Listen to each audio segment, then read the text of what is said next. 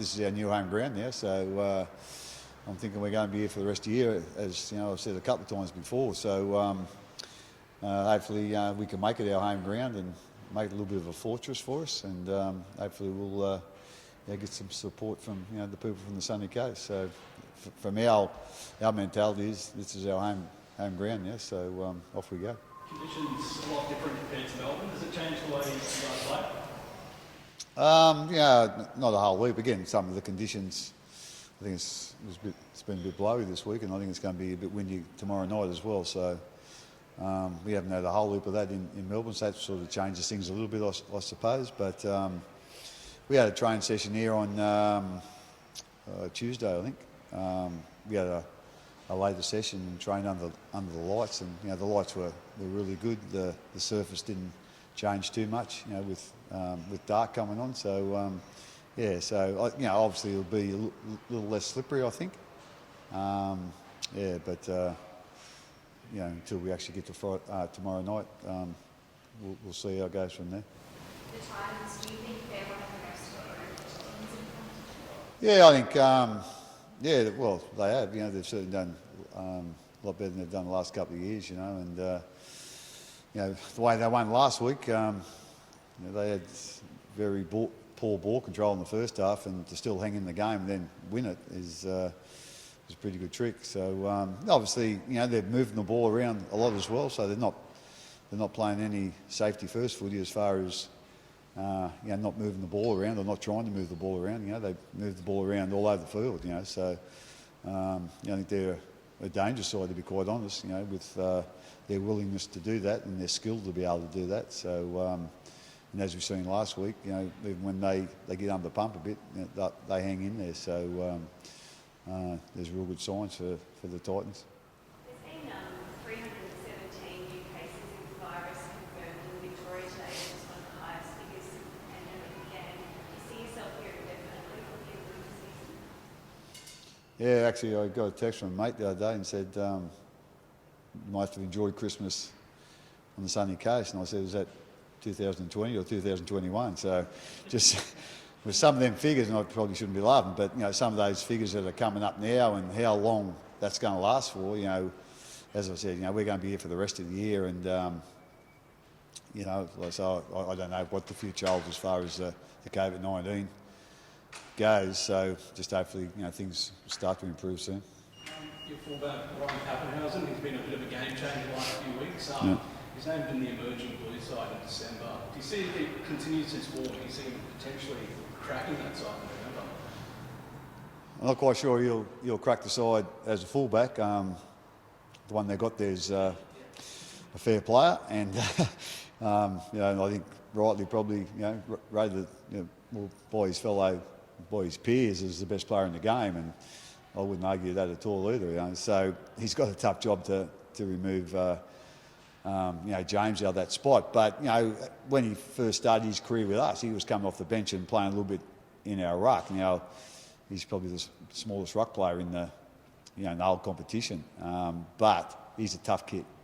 And if he goes on there where the other side's a little bit fatigued with his pace and footwork, he can cause some problems. And defensively, he won't let you down by trying to make tackles. He'll get his head in there, and but like I say, his size is probably a bit of an issue for that. But I wouldn't be surprised if Freddie is looking at putting him on the bench, and I think he'd be a good addition and do a real good job for him if he got that opportunity. Craig, Chris Lewis has been a great story this year. Late 20s and getting a gig in the NRL. He's named on the bench this week. What are you liking about Chris and what he's brought to the Melbourne Storm? Probably the number one thing is versatility. You can play in the ruck a bit, play on the edge, play in the centres. So he gives us a bit of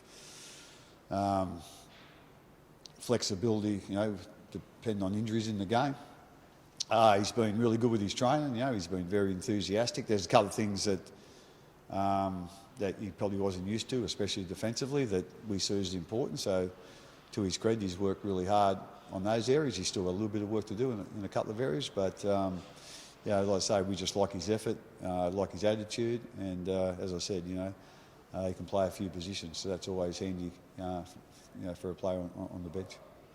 Craig, with everything that's going on back down in Victoria, has that been spoken about, I guess, with you guys as a group? You know, for a lot of people back down there, there's, you know, the only highlight of their week might be you guys getting a win.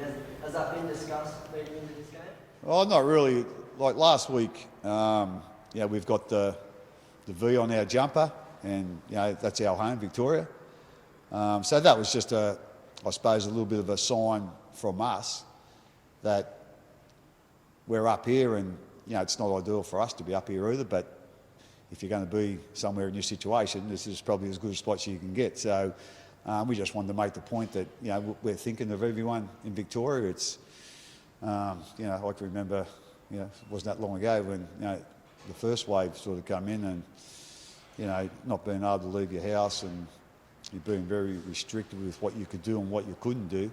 It was tough. It was tough for everybody in Victoria, tough for everybody in Australia. So they have to go through that again, and it looks like some of the restrictions might even be stronger than what they were before. So, like I say, we just want to show our support, and that we're thinking of everyone in Victoria, and how their lives have been turned upside down again, and hopefully we can show a bit of pride in our jumper on the field, and hopefully give them something to look forward to each week when we play.